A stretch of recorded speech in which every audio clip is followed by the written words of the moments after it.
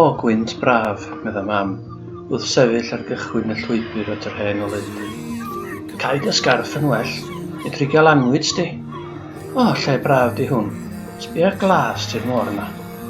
A sbia fi fel hen ddynas efo'r ffon bren ma. Mae'r ben glin ma'n chwyddo arnaf, sbia siarf.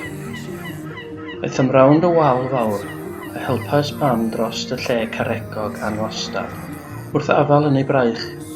I lawr wedyn heibio ochr wal fawr y goledu, a fyny'r ramp pren oedd yn arwain at y platfform o flaen y ffenas fawr, lle safai golau'r goledu. Be di hynna da?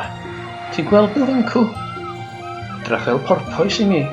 Sbiwch, un arall am yncw, ac un arall, ac un arall. Mae'n asio 28 neu fwy ohonyn nhw. Maen nhw'n symud rhy sydyn i mi cyfri nhw i gyd. Gwelais i rioed gymaint mor agos o'r blaen.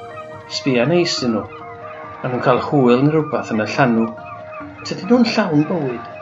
Braf basa bod fel y creaduriad gwyllt yma. Cael bod yn rhydd a dim byd yn ei poeni o ddydd i ddydd. Dim ond byw a chael hwyl a mwynhau. O, braf arnyn nhw.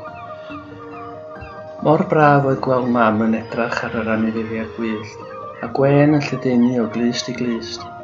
Ceiodd mam i'n llygad a chwythodd y gwynt yn oer dros ei wyneb. Gyfeilodd yn dyn yn y canllaw gyda'i ffen i lawr.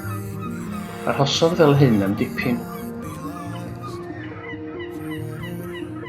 Tyd rwan, fedra ddim aros dim mwy efo'r ben glin glec yma, a mae'n cefn i'n brifo.